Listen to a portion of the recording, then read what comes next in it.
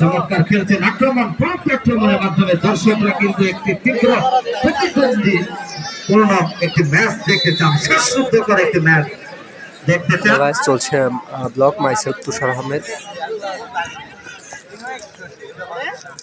ওই অ্যামিকো গোলটি করেছেন বিদেশি খেলোয়াড়, 9 নম্বর জার্সি পরিহিত ফুটবলার বন্ধু মহলের হয়ে এবং 7 নম্বর জার্সি পরিহিত ফুটবলার ওই প্যারাডাইস এফসির পক্ষে গোল করেছেন।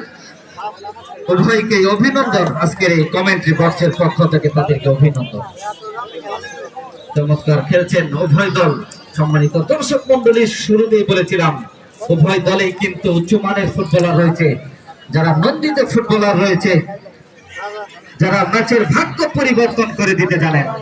ওখানে ওমর বিদেশি খেলোয়াড় ক্রস করতে পারেন,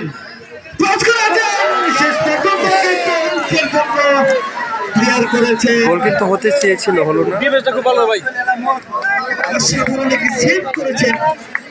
ওর ডিফেন্স ভালো, ডিফেন্স লেগে ওরা বাইরে বলি শেষ আসলে গোল চাদা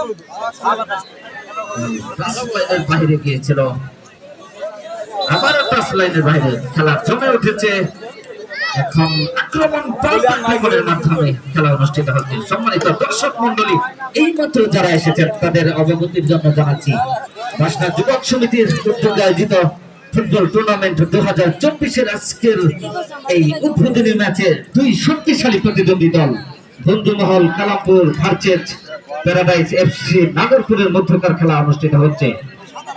এখন দ্বিতীয়ার্ধের খেলা চলছে ব্লক। দুই দলই কিন্তু এক এক গোলের দেখা পেয়েছেন, যার জন্য এক এক গোলে খেলার ফলাফল সমতা বিরাজ করছে। ডান প্রান্ত দিয়ে